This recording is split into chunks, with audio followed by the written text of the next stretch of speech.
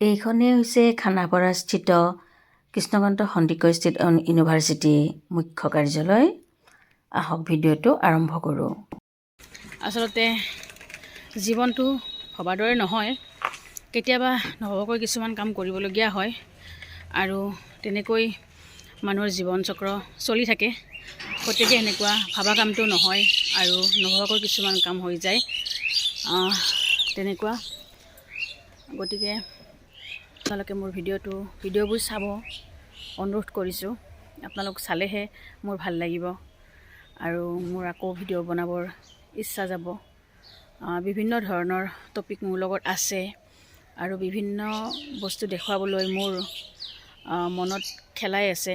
গতিকে সেইবোৰ নতুন নতুন কথা মই আনিবলৈ চেষ্টা কৰিম ভিডিঅ'ৰ মাধ্যমেৰে। আপোনালোকে যদি চাই মোক উৎসাহ জনাই মন্তব্য প্ৰদান কৰে, লাইক কৰে, তেতিয়া মই উৎসাহ পাম আৰু মনটো ভাল লাগিব ভিডিঅ' বনাবলৈ। আৰু ঠিক আছে, ভিডিঅ'টো শেষলৈকে চাই থাকক আৰু ভাল লাগিলে এটা লাইক কৰিব, এটা কমেণ্ট কৰিব। আৰু যিসকল মোৰ বন্ধু বান্ধৱীয়ে ভিডিঅ'টো চাই আছে, ফ'ল' কৰা নাই, আপোনালোকে প্লিজ প্লিজ প্লিজ ফ'ল' কৰি দিব। ধন্যবাদ। ব'লক ভিডিঅ'টো চাই থাকক। তো ফ্ৰেণ্ডছ, আমি আহি পালোঁ খানাপাৰা আৰু এজনী মোৰ একেলগে শিক্ষাৰ্থী, আমি একেলগে পঢ়ি আছোঁ ইয়াতে, MA কৰি আছোঁ। আপোনালোকে গমেই পাইছে। এয়া আজি খুব পুলিচ বেৰিকেড, তাৰ মাজেৰে আমি দ্বিতীয়টো ৰাস্তাৰে আমাক আহিব দিছে। এয়া ওপৰলৈ উঠি গৈছোঁ। ওপৰত 3 নম্বৰ মহলাত আছে অডিটৰিয়াম হলটো। সেইটো আজি আমাৰ মাননীয় মুখ্যমন্ত্ৰী ডক্টৰ হিমন্ত বিশ্ব শৰ্মা ডাঙৰীয়াই এইটো আজি উদ্বোধনী কৰিব। এইটো হ'ল অডিটৰিয়াম হল। দেখিছেনে ইমান আটক ধুনীয়াকৈ সজাইছে, খুবেই ধুনীয়া। এয়া আমি বহি ল'লোঁ নিজৰ নিজৰ আসনবোৰত। এয়া সকলো শিক্ষাৰ্থী আহি উপস্থিত হৈছে। এয়া সকলো আহিছে। এয়া ষ্টেজ। এয়া মাননীয় মুখ্যমন্ত্ৰী ডক্টৰ হিমন্ত বিশ্ব শৰ্মা ছাৰ ইতিমধ্যে আহি আসন গ্ৰহণ কৰিছেহি। কিছু সময় পিছতে আমাৰ এই আজি অডিটৰিয়াম হলটো তেখেতে উদ্বোধন কৰিব।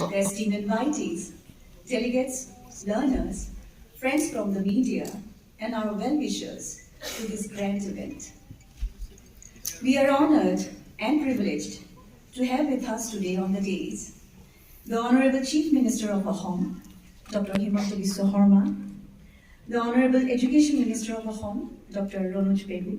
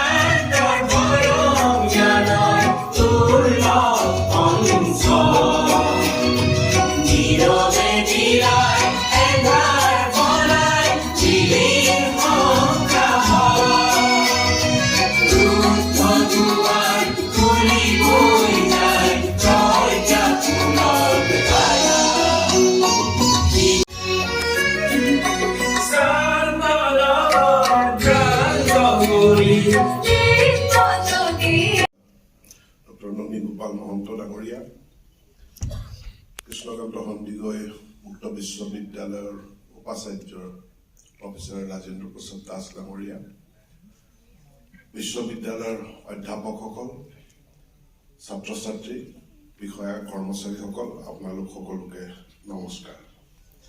আৰু আজি বিশ্ববিদ্যালয়খনৰ এটা নতুন সুন্দৰ আধুনিক প্ৰায় 3 লাখ বৰ্গফুটৰ এৰিয়াৰ এটা বিল্ডিং এই প্ৰাপ্তিত মই বিশ্ববিদ্যালয় পৰিয়ালৰ সকলোকে মোৰ ফালৰ পৰা শুভেচ্ছা জ্ঞাপন কৰিছোঁ। ৰনোজ টেগু ডাঙৰীয়া,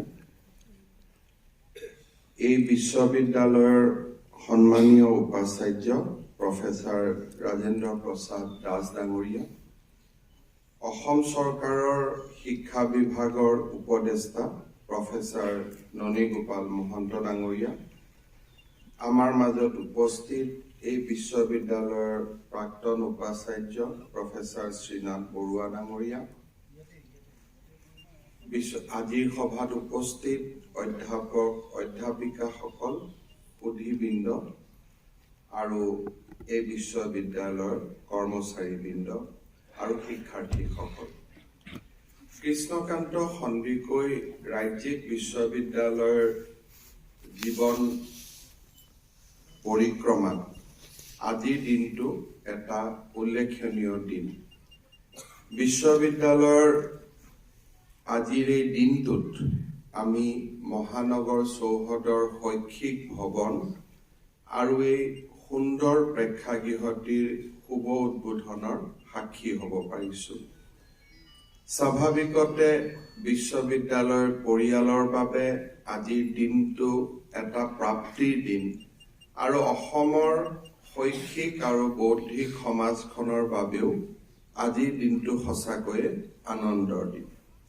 এই শুভ দিনত মই বিশ্ববিদ্যালয়ৰ উপাচাৰ্য অধ্যাপক ৰাজেন্দ্ৰ প্ৰসাদ দাস, বিশ্ববিদ্যালয়ৰ অধ্যাপক অধ্যাপিকা, বিষয়া কৰ্মচাৰী আৰু শিক্ষাৰ্থী সমাজক অভিনন্দন জনাইছোঁ।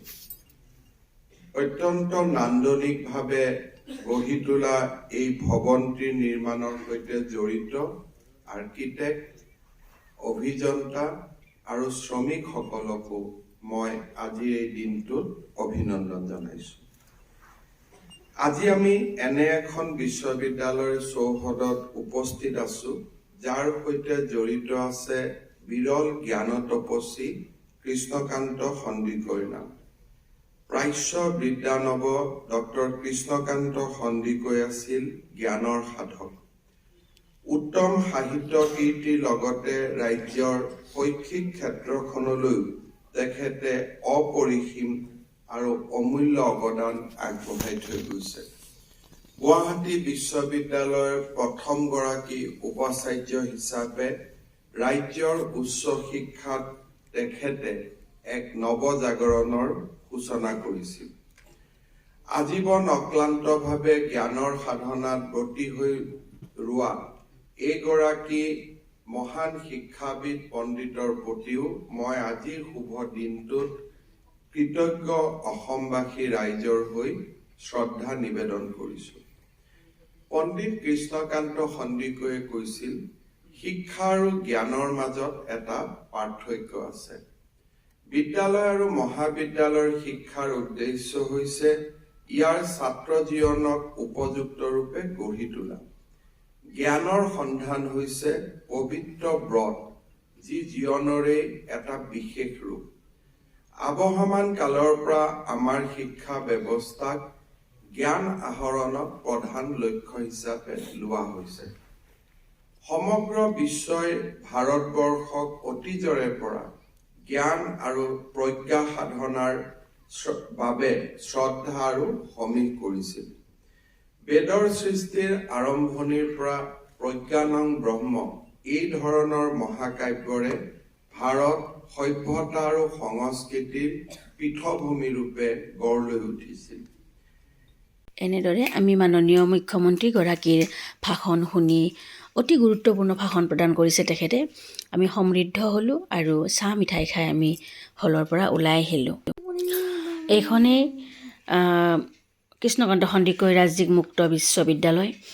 যিসকলে পঢ়াৰ আধৰুৱা কৰিছে তেওঁলোকে পঢ়িব সুবিধা কৰি দিয়া ভাৰত চৰকাৰে এইখন ইউনিভাৰ্চিটি আমাক ছাত্ৰ ছাত্ৰীসকললৈ প্ৰদান কৰিলে।